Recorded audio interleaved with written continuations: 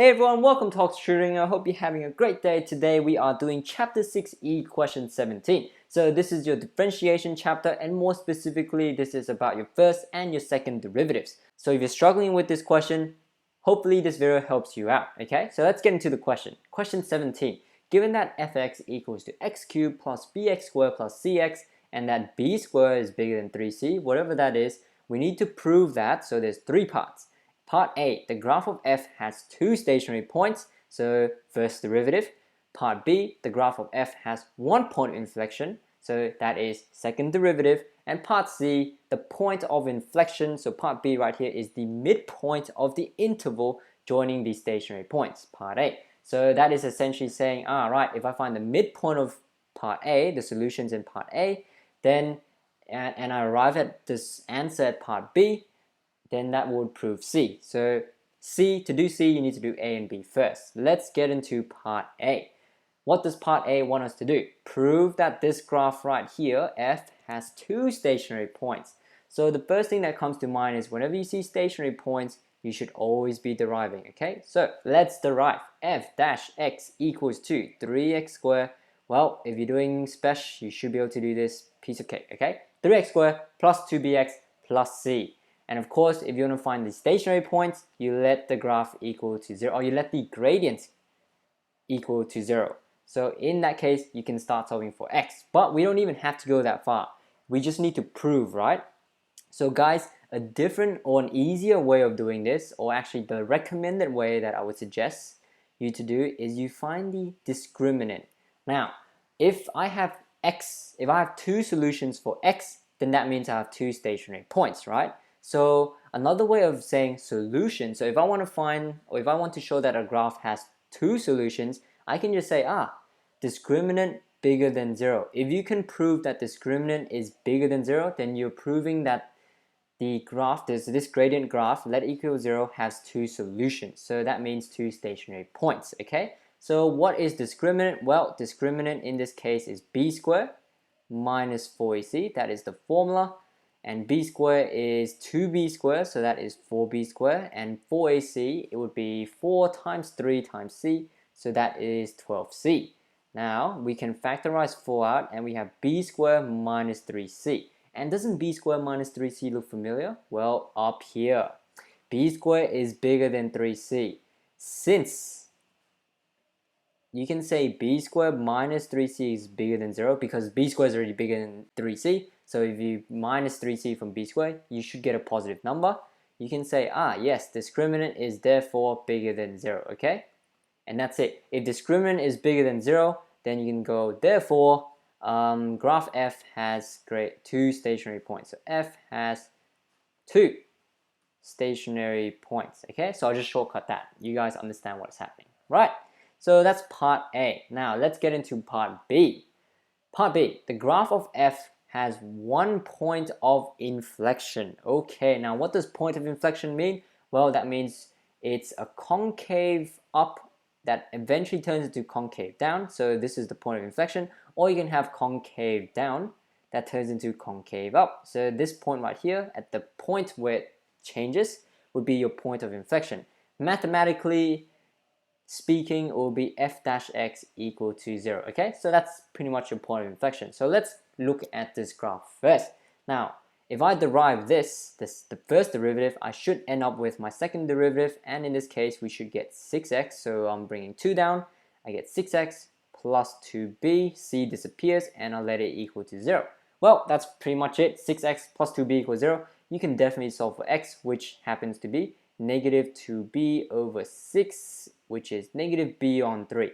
And clearly this is one solution, okay? Like, it's pretty obvious that is one solution. Or if you want to be even more specific, guys, what you can do, so this is to get maximum marks. This is to show your teachers that you absolutely know what point of inflection means. You can do this. You can sub in negative b on 3 minus 1 and negative b on 3 plus 1 onto your second derivative. Now, what does that do? So if you're subbing in negative b on 3 minus 1, you're getting the left part of your graph, okay? So you're getting the left-hand side. So this is point of inflection. We know that is negative b on 3. Now, negative b over 3 minus 1 will be the left side. Negative b over 3 plus 1 will be on the right side. Now, if you get a different sign, so if this was negative, then that would mean concave down, right? Concave down. And if you get positive, then that's concave up. This is the point in between. So it's essentially changing from concave down to concave up. And therefore, if it's changing, if the concaves are changing, then it's definitely a point of inflection, okay? That negative b on 3. So let's do that. Right, let's see what we get first. So negative b on 3 minus 1 subbing into your 6x plus 2b, because that is your second derivative. We will get, so negative 1 times 6. Okay, same thing over here. But then this time you get plus 6. And what can you see? This is a negative sign. This is a positive sign. The concaves have changed symbols. So that means negative b over 3 is a point of inflection. Okay, so it's this graph. Concave down turns into concave up. Okay, so negative b on 3, point of inflection. And that's it, guys, for part B, right? If you need more help with concave up and concave down and point of inflection in general, you can check out the video that I'm going to leave below or up there, and it should clarify what I just did, okay? So make sure you check that out if you're still confused, right? So that is part B, guys. We've definitely proved that we have one point of inflection right here, and we've definitely proved that there are two stationary points. So let's get into part C. Part C. The point of inflection is the midpoint of the interval joining the stationary points. So basically, like I said, it is saying, right, I have two stationary points. So maybe somewhere here, these are two stationary points. If you were to join them together right there, the midpoint would be your point of inflection, okay? So poi, and this would be a stationary point. Right, so what is our stationary point? Well, guys, if you want to find your stationary point, we look at part A again. This is our equation, let it equal to 0. But instead of doing discriminant, we will solve for x, okay? So 3x squared, I'll just copy down the equation quickly. E plus c equals to 0, and then solve for x. If you want to solve for x, the fastest way that I can see here is quadratic formula. So that's negative b plus minus square root b squared minus 4ac, which we know is that's 12c right there. And then 2a would be 2 times 3, which is 6. Okay, now x equals to negative 2 over 3, okay? So that's what x is equal to. So we have the x coordinate. You also want to find the y coordinates because midpoint, remember, you have to be, it's the midpoint of the x and the midpoint of the y as well. So if you want to find the y coordinates, and no, we are not doing this by hand. We will sub inside the calculator because this is pretty hectic if you were to do it by hand, okay? So what you do is you sub in this x coordinates right there into your original equation right here with the x, the b's, and the c's and all that, okay? So chuck that inside the calculator, guys, into your CAS, and a nifty trick that what you can do is you type in the equation, so whatever the equation of f is, so whoops, right there. And then what you can do is, okay, on your CAS, you will type in x cubed plus bx squared plus cx, and then you can put the vertical line, you can find it on your keyboard in your CAS, and then you can sub in whatever x coordinate you want. What the CAS does is it's going to sub in the point whenever, it's going to sub in this point right here whenever it sees an x, okay? So you do that in your CAS, guys, and your answer should be, I'll write it down quickly,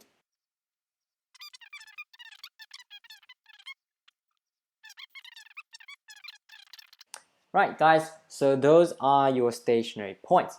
Now, we need to also find our point of inflection, right? So what is point of inflection? Well, we know that for a point of inflection, x was negative b on 3. If you want to find the y coordinate, you sub in negative b on 3 into your expression right here. And what you end up with is 2b cubed minus 9bc on 27. So do that inside your calculator as well. It's pretty fast. Shouldn't take too long. Once you've got that, so this is our coordinates, negative b on 3, 2b cubed minus 9bc, everything over 27. we can definitely do part C, which is to prove that the point of inflection is the midpoint of the two stationary points. Right, so the two stationary points are these. That is your point of inflection. If you want to find the midpoint of the x-coordinate between these 2 points, well, you add them up, divide them by 2, and guys, and if you were to add these 2 points up, guys, you should get the point of inflection. So it's pretty clear for the x-coordinates. Negative b plus negative b would be negative 2b. The plus square root here and the minus square root cancels out. The denominator 3 stays the same. So for x-coordinate, what you end up with is negative 2b over 3, and of course the midpoint, you add them and then you divide it by 2, and you will end up with negative b on 3. And then for the midpoint of the y-coordinates, it's the same thing, guys. So you take this right here, this y-coordinate, plus it with this, divided by 2. And it's pretty clear that this square root here and that square root is going to cancel each other out, and then these will add each other up. So let's add that quickly. 2b cubed plus 2b cubed would be 4b cubed. Negative 9bc minus 9bc will be negative 18bc, and we divide everything over 27. We divide that by 2 because the midpoint, you add them up, then you divide by 2. And of course, the 4 and the 18 can simplify with the 2, and you'll end up with 2b cubed minus 9bc, everything over 27. And if you have a look, guys, this matches exactly, okay? So that means your two stationary points, the midpoint for them would be your point of inflection, which we just proved. And that's pretty much it for this video, guys. It's a bit long, but yes, this is one of the last questions in this topic, so that is why it is quite long. Hopefully this video helps you out. Aside from that, guys, thanks for watching, and I'll see you in the next video.